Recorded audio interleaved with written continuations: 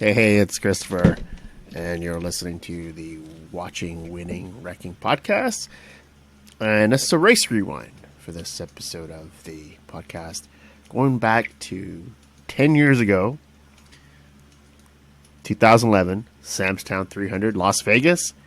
Mark Martin, legendary NASCAR driver, final Xfinity Series victory of his career, 49 career wins in a career that spanned from 1982 to 2012 in the Xfinity Series.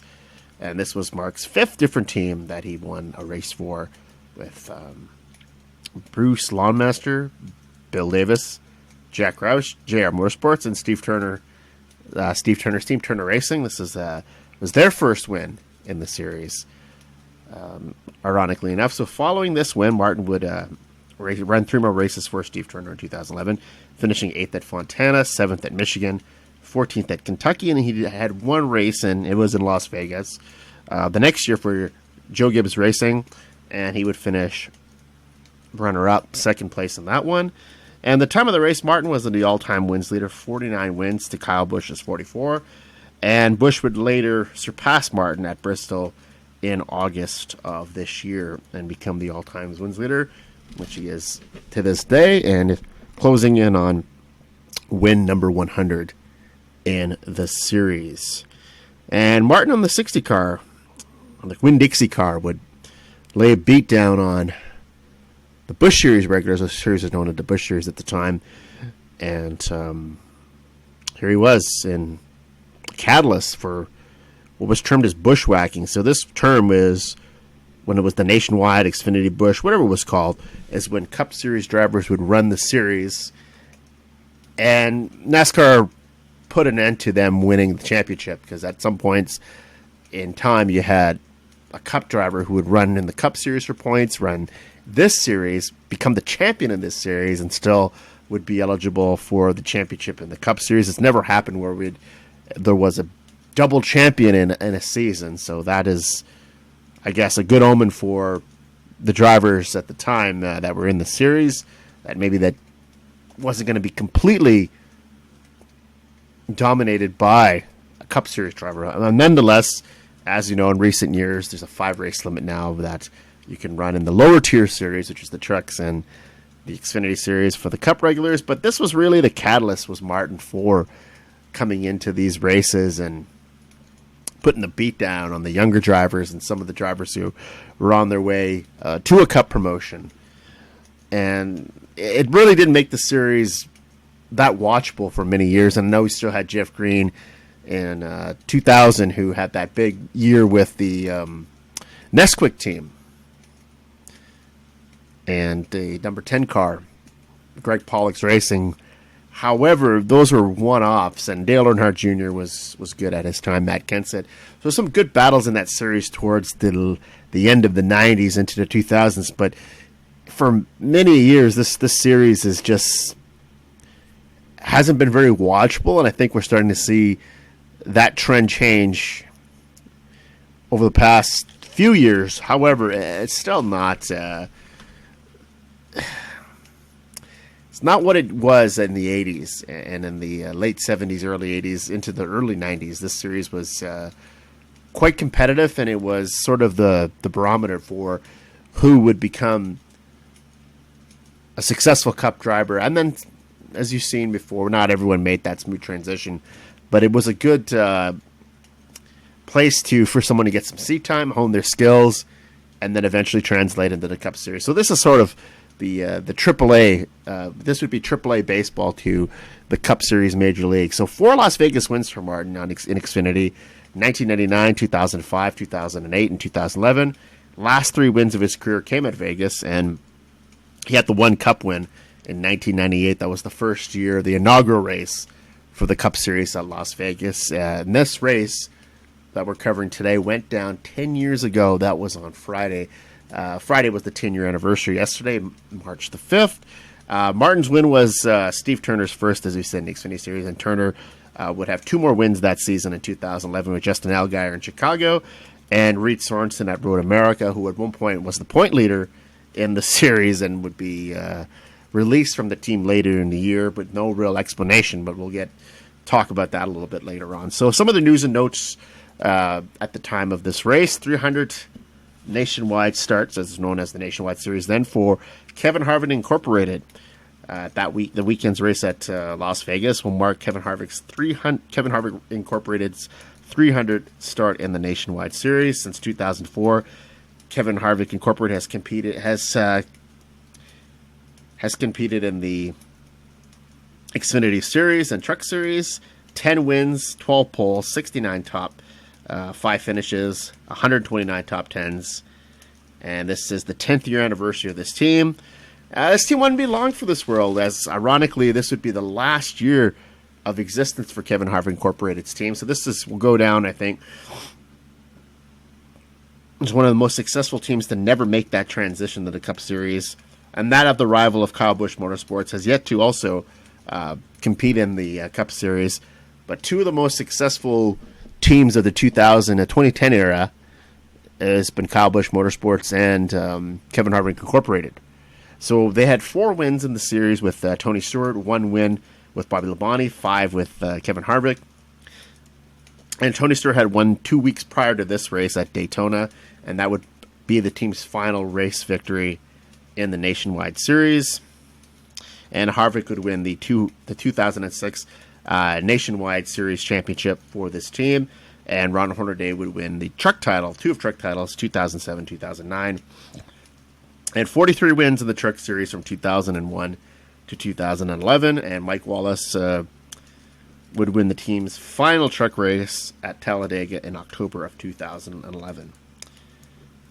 So Kevin Harvick Incorporated, you look back on it, rose-colored glasses. This is a team that had Harvick, and there's a lot of reasons why this team closed shop and ceased operations. Some would say Harvick wanted to focus on him and his wife Delana and their family. They wanted to focus on other ventures, Harvick's career.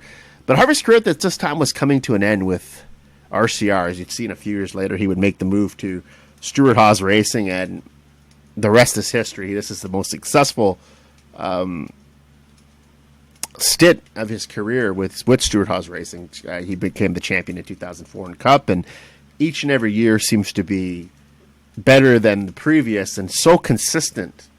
A couple off years in between that time, but still nonetheless off years that other drivers I think would kill to would have those statistics and be in the championship hunt for most of the time, which Harvick has been since he has joined Stewart-Haas Racing.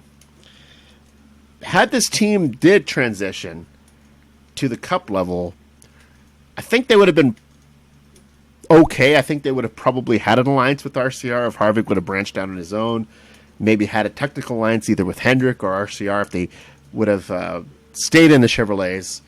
That's a possibility, but we can't go back and really Monday morning quarterback this fantasy book. I think in the end, Harvick's accomplishments as a team owner are quite credible and something that adds to his Hall of Fame legacy once he hangs up the helmet once and for all. You're going to look back on this, that this is a very successful venture. It's fairly rare when a owner driver, even though he didn't compete at the Cup level, reaches that type of success, because it is difficult to manage a team and not only to operate a team, but to do it successfully and to have that kind of success that Kevin Harvick Incorporated had. It's quite commendable, and I think you're looking back on it, some very nice memories in the Nationwide Series and the Truck Series for Kevin Harvick Incorporated. Also reported at the time that Rexall will continue their sponsorship with Turner Motorsports. Turner Motorsports announced that the continuation of this partnership for marketing and with Rexall and Dollar General's line of quality pharmaceutical products. Rexall would sponsor Reid Sorensen in this race. As we watch this race, you see he was sporting the Rexall colors on that orange car that he was driving that day. Rexall is a huge company in Canada. They have their Rexall pharmacy, which is the rival to the Loblaw company, the Shoppers Drug Mart franchise. So that's pretty cool to see the Rexall brand that was on a NASCAR in the way of sponsorship. back in 2011. And also, there was a pretty interesting story. I don't know, you can call bullshit on this one if you want, but Morgan Shepherd apparently at this time got a hold of some shoplifters from a local Walmart. He was driving. The story goes he was driving his rental car. He was 69 at the time, and I know Morgan Shepherd has had some issues. I think he's battling Parkinson's disease and hasn't raced in a few years in the Nationwide Series. But this is a guy who you look back on. Maybe some of the younger fans will say, "Well, they look at Morgan Shepherd as more of a field filler, start and park driver, the independent that could." I mean, but he had a good Cup career in the 90s, in the 80s into the 90s, and ran really well in that Wood Brothers car, was in contention for the championship, and the 1993 was in the thick of the title hunt. Ran extremely well at Atlanta. And there's a feature, Brock Beard, a fellow who does some work on YouTube in relation to NASCAR, and had made a video about the rise of the field fillers, and he did a nice feature on Morgan Shepherd. I recommend you go out of your way to watch that one. You just type in Brock Beard or the rise of the field fillers on YouTube on your search engine, and it'll come up. And a nice piece on Shepherd, and I think really kind of outlines what I just said, how most of the younger fans today might not have seen Morgan Shepherd at the peak of his career. And he was a pretty competitive driver. Always raced for underfunded teams and really did well with the Woods, and then he would see him later with Leo Jackson, and then he had some runs with Joe Falk in the late 90s, and did some work for RCR when Mike Skinner was injured in 1998. Did some races for Felix Sabates, the Sapco car, the first Union machine in 98, and also the final race for the Stavola brothers in Atlanta, ironically enough, was Atlanta again, and ran up front, was running inside the top 10, had a good car, and Jeff Gordon got into him and ended his day. But that was the last time really Morgan Shepherd was competitive, and we know he's been around running Xfinity for quite some time. And he had a really good run in this race that we're about to cover. He finished 18th that day, a respectable finish for an underfunded team. But anyway, Morgan Shepherd, when it comes to catching shoplifters, most NASCAR drivers don't come to mind. And when you think of Las Vegas crime fighters, but then again, most NASCAR drivers aren't 9-year-old Morgan Shepherd. It says here, this is a report from J-Ski, by the way, and it says the veteran of 44 seasons of NASCAR was getting out of his rental car in the parking lot of a Walmart store Monday evening, just minutes away from Las Vegas Motor Speedway, and just as three men burst from the store's entrance, with security forces trailing behind, that's when Shepherd, a daily jogger and fitness enthusiast, sprang into action. And this is what Shepherd had to say. "I just got out and I took off after them. I caught one of them just as they were getting ready to hop the wall at the end of the parking lot." End quote. And then it says here that Shepherd had tackled one of them down and held him in place while Las Vegas police officers arrived on the scene. And they apparently gave Shepherd a pair of handcuffs to strap on to one of the young hooligans that they captured. And I guess Shepherd had his knee to his face and was giving him an earful, trying to keep him on the straight and narrow. So again, this is a fun story. I don't know how true it really is, or if there's any, again, is this rumor and innuendo, or is just total bullshit, fact fiction, whatever the case may be. Fun story, and that was circulating the news around this time. And Danica Patrick would break a 62-year record for the best finish by a female driver in any of the national NASCAR events, finishing 4th at Las Vegas. Sarah Christian finished 5th in Pittsburgh in 1949 during NASCAR's inaugural season, and Patrick is the first woman to lead a lap at Indianapolis and Daytona, and Patrick was also the first woman to win a major open-wheel event that was at the Indy Racing League at the time, but now just known as IndyCar, at Japan in 2008, passing Helio Castroneves. That's an infamous race. We may cover that on this podcast toward the end of the year. So this race went down March 5th, 2011, 10 years ago. The run time was 2 hours and 15 minutes. Cautions were 6 for 27 laps and 11 lead changes. So more on Patrick in a bit, but I think Patrick's story is an interesting one in NASCAR. We may do a Danica episode towards the middle of the summer, maybe early fall, when we have some lighter times on the schedule, when maybe there's not a cup race. We could have that as one of our episodes for the week. But I think it's a pretty cool accomplishment, and you've seen this race, how people would shit on it, saying Danica had no talent. Danica was there because of the GoDaddy sponsorship, but she was in some really good equipment here. JR Motorsports is one of the top teams in the series then and still now.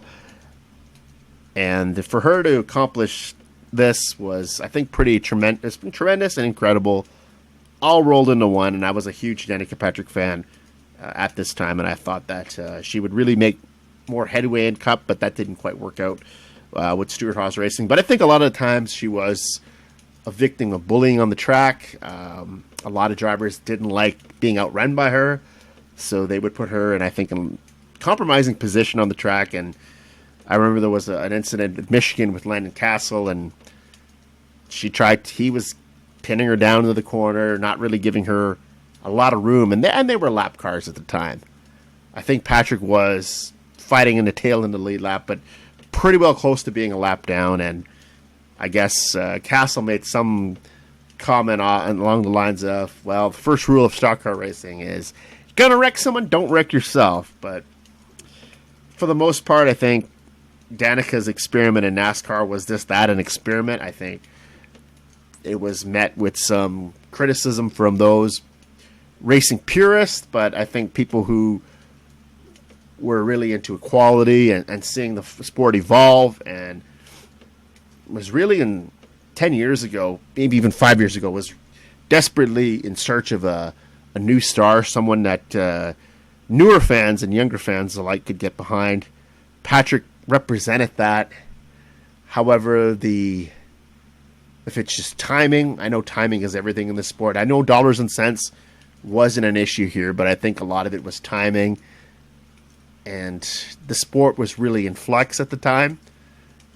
For whatever reason, it never came to pass for Patrick. It never came to fruition, becoming that top star and having a chance to make the playoffs and be the first woman to compete for a NASCAR title. But nonetheless, she had a good run. It was a career day for her in this race that we're about to cover, so let's get to it. It was broadcast on ABC, so ESPN on ABC at the time. In-race reporters, excuse me, not in-race reporter. In-race reporter during this was Denny Hamlin. However, the analysts in the studio were Alan Bestwick and Brad Doherty. The race opens up with a video package with all cliches. Vegas, this is a chance for someone to press their luck, hit the jackpot, rich, roll the dice, all cherries, you name it. It was in this. So crowded house here, Las Vegas Motor Speedway, good crowd, as the camera shots would take a shot into the grandstands. Seems a bit of a fever dream now when you see just a very few, limited amount of fans in the stands. So you'll see some at this weekend's events in Las Vegas. The Speedway Superstar Contest winner, John Philip Bowen,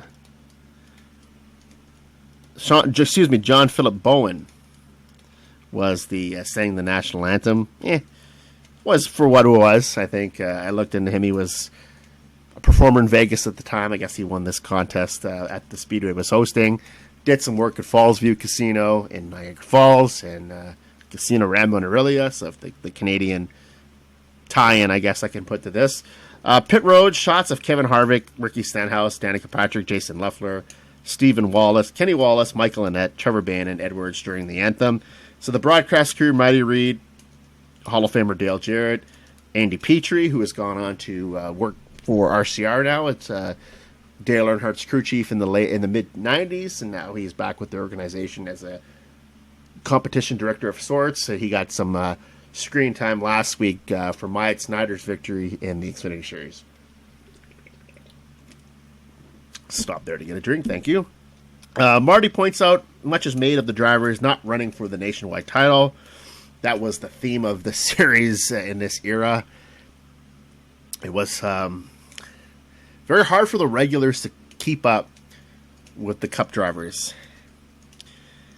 and winning the first two races, but he pulls up a graphic and points out that it's that all the drivers in the field today is sort of setting the pace, talking about Al Geyer, Reid Sorensen, Ricky Stenhouse, some of the drivers that were full-time in the series, that they had every bit of a chance to compete with these Cup drivers. And then Kyle Busch was 86 points ahead, had 86 points as the point leader at the time.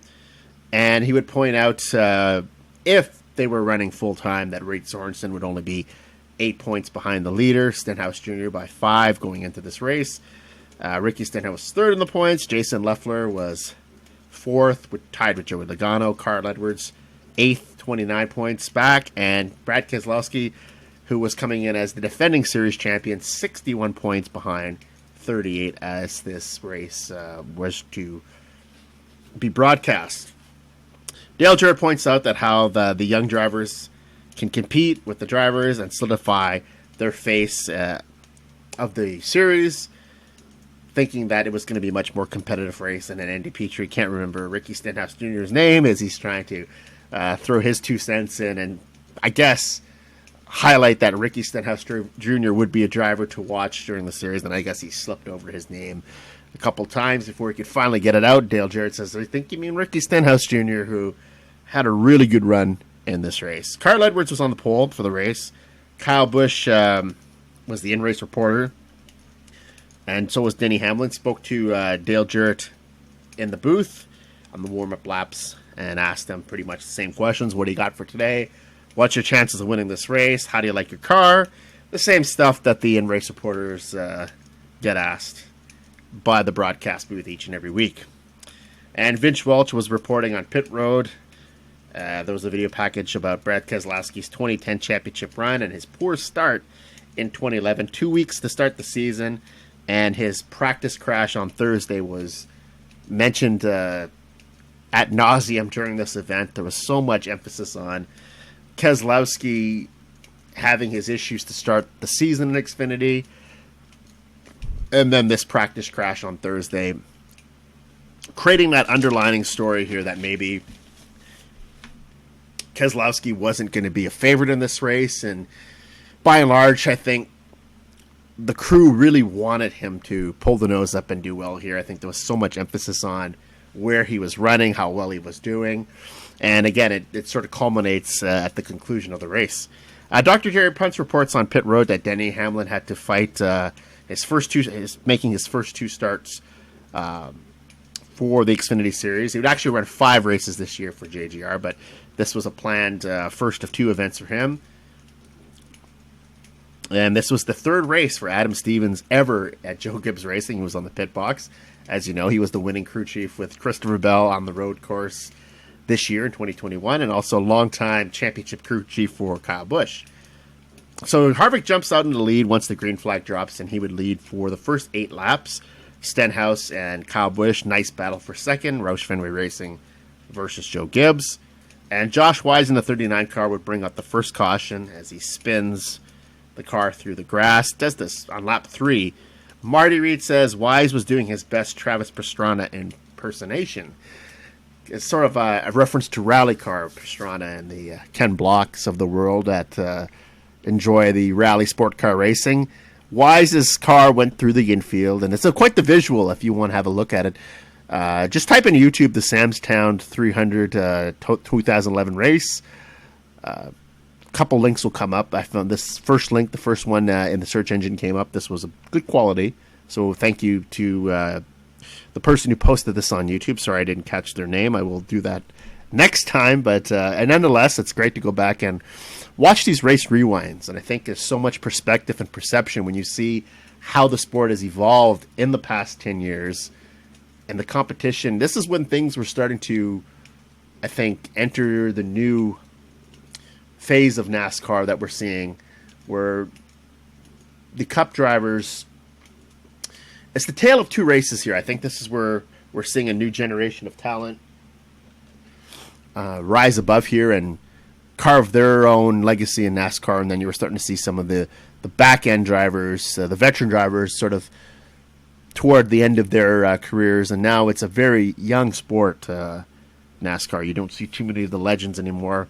On occasion, you'll see Dale Earnhardt Jr. still make one or two Xfinity starts a year, but it's nice to see that most of the field today is made up of young and upcoming drivers and veterans who have scaled back, left Cup, left trucks, and are now finding some success in the Xfinity Series. And Reid will also report, which was huge at the time, start and park. Kevin Conway and Jeff Green had already taken their cars to the garage by the restart on lap 9. Kyle Busch takes the lead. Great restart for him. He was the king of restarts then. And Busch would lead for 39 circuits, 39 laps here. Carl Edwards would pass Harvick for second. And Justin Allgaier and Ricky Stenhouse Jr. and Harvick 3 wide on lap 12, battling for position. A lap 12 battle for 12th on 12. We see the battle for 6th. Harvick, Sorensen, and Michael Annett. And Marty would give a lot of credit to Michael Annett for running in 7th. It was a new year for him. He was running for Rusty Wallace Racing at the time, teammate to Rusty Stunned Steve Wallace. And lap 15, Jerry Punch reports that Harvick had a flat tire. He was started fading to the back, and he was battling with Reid Sorensen. And Marty Reid would comment on Elliott Sadler, his new sponsor for the race, was Tap Out, and he said that was most commonly associated with MMA and the UFC, so a little bit of interesting sponsorship on that car. It just sounds kind of funny, an elderly dude who I think probably was not that familiar with mixed martial arts or UFC, sort of giving them a pop during this race. And lap 27, you have Justin Allgaier battling Denny Hamlin for 3rd, and I think Denny Hamlin was often overlooked in his Xfinity Series starts. He'll make some this year.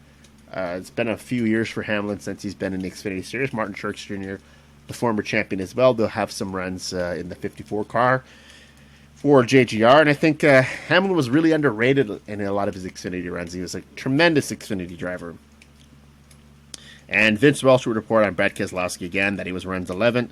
Talked about how the team is almost went back to a backup car, but somehow salvaged the primary car from their famous wreck on practice on Thursday. Much is made of Kyle Busch never winning at Las Vegas, his home track. And I think there was so much emphasis here put on that. And I think in the in-race report, they asked him how much pressure it was to be racing at your home track, had never won. Kyle said it was kind of blew it off, said it was kind of like any other race. There was no difference from it was here or was another place. It's just the home track. And I think there's so much still made today of when drivers go back to their home track that they have to perform at a certain level and be at the top of their game. But I think you're right. Kyle Busch was correct. You have to be going into that with that mindset every race, not just races at Vegas or if Brad Keselowski's in Michigan. Joey Logano, if he goes to New Hampshire, that's kind of seen as his home track as he is from Connecticut. And talked about turning around his fortunes. And he would turn around his fortunes later in 2016 as he would win the first of his 2 career wins at Las Vegas in the Xfinity Series. Did really well in the Truck Series there as well. And lap 33, 13th place car, Brian Scott pits. He ran off the wall in turn 3, running the high line. And lap 35, Jerry Punch reports that Danica Patrick is moving up to 14th place. The team was impressed with her progression from 22nd starting position, and more on that later as we'd see. This was the race of Danica's NASCAR career. Lap 44, Marty Reid reports that the 10 car was out of the race. 10 cars out of the race, and NASCAR still was into the big start and park era. And lap 45, 14 cars were on the lead lap. So Kyle Busch was just hauling ass here, picking them one by one, and really good run. And I think you'll see that on long green flags. Long green flag runs in racing today, especially on the ovals, the intermediate tracks, could get quite a bit boring to watch. But I think, again, it played into what the broadcasters were talking about this time, that maybe some drivers would be out there trying to play the fuel mileage game. would tires be the way to go? And I think that's what makes NASCAR more than just a sport going all around in circles, as Amanda would say, that there's so much intrigue and strategy involved in winning one of these races. So we see Ryan Truex pit on 46, running in the 18th position. At the time, he was 18 years old, and I think that it was pointed out that this was 10 years since his older brother, Martin Truex, made his Xfinity Series debut in the series at Las Vegas. So that's kind of cool, and we know Ryan Truex Jr. what he's doing now. He's running full-time for Nice Motorsports and the Truck Series after a few failed runs in Cup and the Xfinity Series. On lap 47, Danica Patrick is battling on the lead lap, trying to stay on the lead lap with Kyle Busch. She does a good job of doing that. She gets the free pass. And a battle for ninth, we see it's heating up as Brad Keselowski is running tooth and nail there with Michael Annett and Elliott Sadler. And then we go back to lap 48. Justin Allgaier pits, and it was commented that he was using Casey Kane's pit crew for this event on the Cup side, so they were doing the double duty for him. Lap 49, Edwards grabs the lead from Kyle Busch, comes out in front and on green flag pit stops, and Edwards would lead for 3 laps before Kyle Busch would assume the lead again on lap 51, and he would lead for another 20 circuits on this particular run. And then you have Keselowski and Michael Annett both nabbed for being too fast on pit road.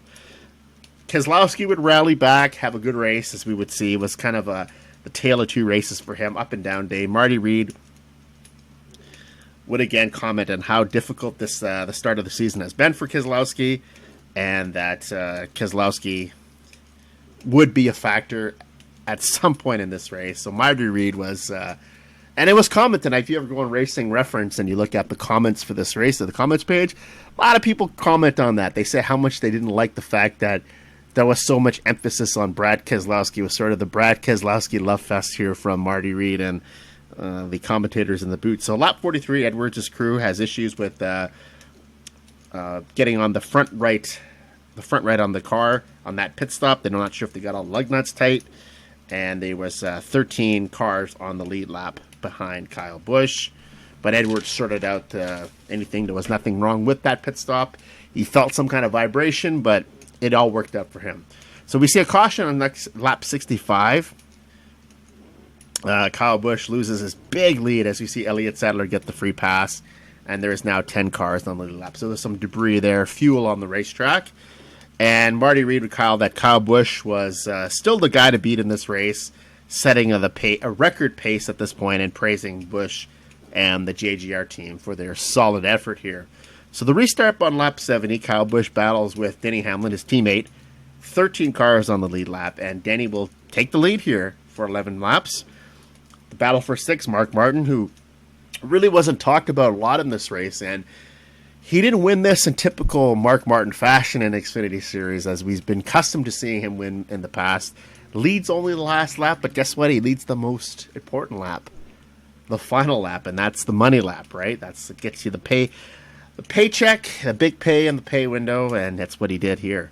So the battle for 6 with teammate Reid Sorensen. Martin was commenting that only have taken 2 tires on that last stop. Carl Edwards was running from 4th.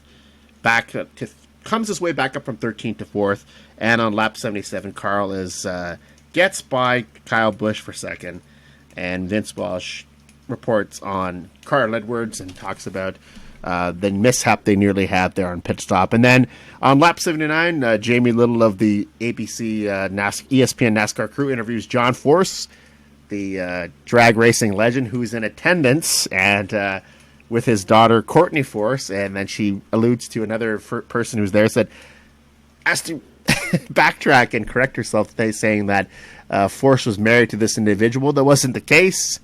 Don't think that was Graham Rahal, but it's just another dude. But anyway, a simple, I guess, slip up there. It's a mistake anyone can make. And lap 81, Vince Welch reports again on Denny Hamlin and interviews Hamlin's crew chief Mike Ford, as Welch is in the pit crew, with the pit crew there, interviewing them. And I don't know if they like that. If I'm a crew chief and I'm calling the race, if I like to be interrupted by a pit reporter and to talk about the complexion of the race and how things are going. I mean, it's done a lot still, but I think they're good sports about it and they will lend their time. Lap 82, Carl Edwards takes the lead from Hamlin. Edwards would lead for 20 laps, and then on lap 84, Marty Reid points out that Kyle Busch has fallen 2 seconds behind here. And on lap 95, Dr. Jerry Punch reports on Mark Martin is running in the 5th spot. And this is Martin's first race in the new generation car that was brand new for the Xfinity Series at the time. And also, I think, in this segment of the race, we had Alan Beswick and Brad Doherty report that they were shocked that Mark Martin wasn't more of a factor in this event. Lap 97, Danica Patrick Pitts, complaining of a vibration, would go 1 lap down, Jerry Punch reports. And then on lap 100, the 81 of Donnie Noonberg would spin out, bringing out a caution. He would actually spin twice. Wasn't a very good day for Mr. Noonberg. So the restart on lap 105, Kyle Busch is back to the lead. And a good restart. This guy is just automatic on restarts. And you have Edwards, Hamlin battling for second. Martin is in 4th at this place. And Busch would lead for 25 laps. And then Vince Welsh back on pit road reports that Michael Nett in the 13 car got the wave around on the last caution, rebounds from that speeding penalty on pit road. So ironically enough, I guess both Keselowski and Annette would not, the speeding penalty had earlier in the race didn't really affect the rest of the race for them. 81 laps to go. Kyle Busch has led 77 laps and is running in front of Carl Edwards. And then Marty Reid states that it's like deja vu from Phoenix, where it's Kyle Busch in front of Carl Edwards. And that was a big story back then, was Carl Edwards and Kyle Busch, not only in Cup, but in this series, were really 2 of the top stars and were just at the top of their game.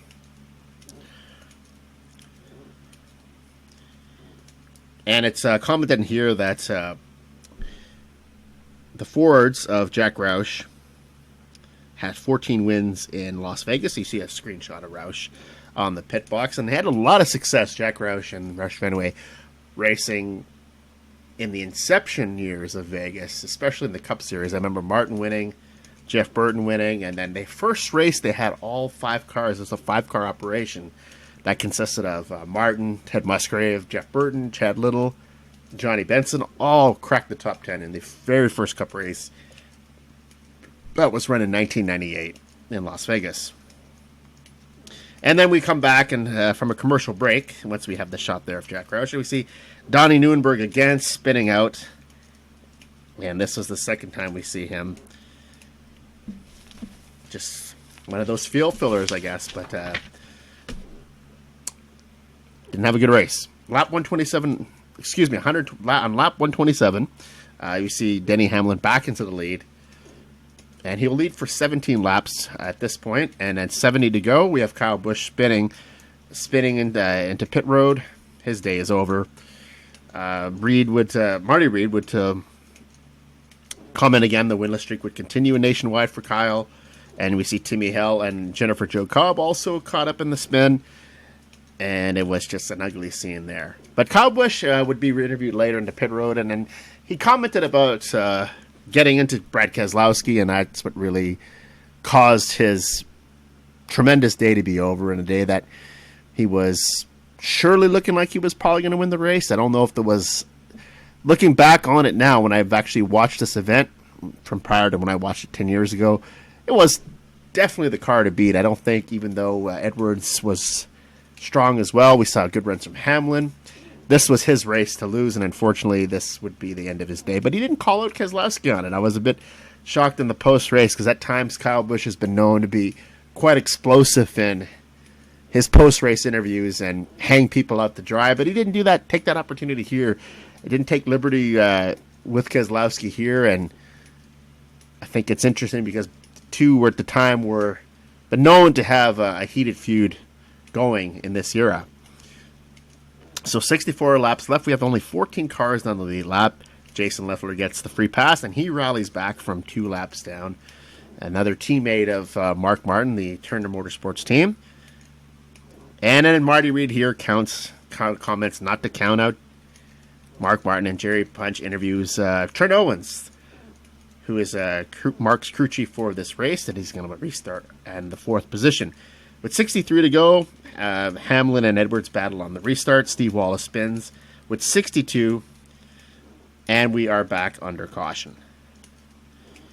And then we have to look back here. It says that Truex Jr. was running as high. Brian Truex was running in the 15th place there when the two got into each other. And then we see here Jamie Little, as we talked about, interview Kyle Busch in the garage. Doesn't do the typical Kyle Busch interview that we come to expect, where he pretty much lambastes everyone and is quite opinionated in most of his interviews. But this one, it was sort of he was being a good boy than this day, Kyle Busch. So 58 laps to go. Danica Patrick gets the wave around. Now 15 cars on the lead lap, and Carl leads with 57 laps left. 4 wide on the restart. Denny Hamlin and Ricky Stenhouse Jr., along with Mark Martin, they're battling for the lead. And with 55 to go, Kevin Harvick hits pit road. He gets into Brian Scott and heads straight for the garage. He would be interviewed later, and disappointing day for Harvick, but really wasn't a big factor in this race. So Edwards would lead for 45 laps to go, and 52 here. And we see a spin out again, and the battle is focused on 8th place for Keselowski and Allgaier, and Martin and Bain were battling for 10th. Martin would finally get by 2011 Daytona 500 winner Trevor Bayne. So 50 laps to go. Danica Patrick's 13th place. And there's a lot of emphasis here that she's working on perfecting fuel mileage here and to try to be a factor in the race, and her steady climb up to the field, commended by Dale Jarrett and Andy Petrie, and is eventually could work her way into the top 10, has a fast enough car. And then Jerry Punch, as we said, would go back to the garage, interviews Kevin Harvick, and with laps 42 to go, Bain battles Patrick for 11th. Went 3 laps door to door, like this, Reid says, and then 39 would go to battle. Reid points out that she could be on her way to a career high finish, and says that she finished 14th at Daytona last year. That was her career best. 35 laps to go. Ricky Stenhouse Jr. runs 3rd. Gets really a nice call from Andy Petrie here for running up front, battling in the cars that clearly were a little bit faster than him, but anyhow was still making a good accounting for himself. And Reid points out that Stenhouse has finished in the top 10 in the last 4 races in the series, dating back to Phoenix in 2010, the longest active top 10 streak in the series at the time of this race. So 23 laps to go. Danica Patrick is in 10th place. Brad Keselowski's 5th. Much is made of Keselowski's resiliency this weekend. Talked about ad nauseum his practice crash on Thursday, and his run as low as 19th in the running order. 18 to go. We have Martin Keselowski battling hard for 5th, and Dale Jarrett also comments that Martin backs off a bit, might be trying to save fuel and tires, because I think this race really was going to come down to fuel mileage. I think a lot of the drivers were on a different pit strategy. A lot of those cautions that come out had spoiled strategies that maybe were in place from the teams that maybe couldn't run the entire distance. So 16 to go. We have Hamlin here. He pits only for fuel and right side tires. That come back to be a mistake. 2nd place car was 8.4 seconds on that stop. And the leader, Carl Edwards and Ricky Stenhouse, 2nd in the pits, will go out 12th. And Keselowski here takes the lead, and he would lead for 11 laps. You have Danica Patrick in 4th, Mark Martin in 2nd. 7 laps left. Reid reports that Martin may be short on fuel. And then we see here the final closing laps. Keselowski looks like he's on his way to completing the ultimate comeback. Tough start to the season. A crash on Thursday. And then he yells up on the radio, "You got to be kidding me."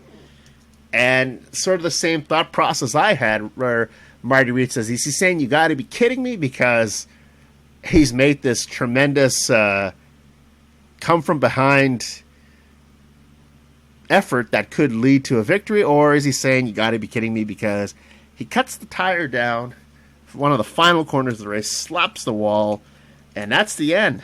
That's the winning moment. Martin will get around him. The winning crew chief in his second Nationwide Series win would be Trent Owens, and Mark Martin would collect the checkers here. And then we see here an interview from Jamie Little and Danica Patrick. So this is what Patrick says, quote here. She says, just know that we worked so hard on the car this weekend. We went from loose to tight, tight to loose, with the same setup at times. So we worked really hard. We did have a lot of practice time, which was good. It kind of confused us along the way, but my car was really good to start when we missed those lucky dogs a few times, and we finally got it. I asked Tony Uri Jr., that's who I'm referring to as Tony here, to take a swing at it, and he did. So that is huge. That was Danica Patrick and Victory Lane. Well, not Victory Lane. She didn't get the win, but on the pit road at the end. Sort of a victory circle for her, I guess you could say. That would be her best finish in NASCAR to that point and ever again. Had a couple top 10 runs in Cup, but never would replicate this success that she attained on this day. And in the winner's circle, we see Martin interviewed by Vince Welch and comments that Trent Owens deserved that one because he takes all the credit. He should take all the credit. He made the right calls, and that's the only chance we had, was to save for the win. And Turner Motorsports would put three of their four cars, in the top 10. Justin Allgaier in second. Jason Leffler would finish in ninth. And then we would have Jack Roush to put three cars in the top 10. Bain in fifth, Edwards in sixth, and Stenhouse in eighth. And Reid Sorensen would leave Las Vegas as the point leader. 2 points over Ricky Stenhouse Jr., third for Leffler, fourth for Danica Patrick, Justin Allgaier in fifth, Trevor Bain in sixth, Eric Almirola seventh, Kenny Wallace eighth, Mike Bliss ninth, and Joe Nemechek 10th. And Sorensen would fall to fourth at Bristol the next week, and he would regain the point lead again at Chicago.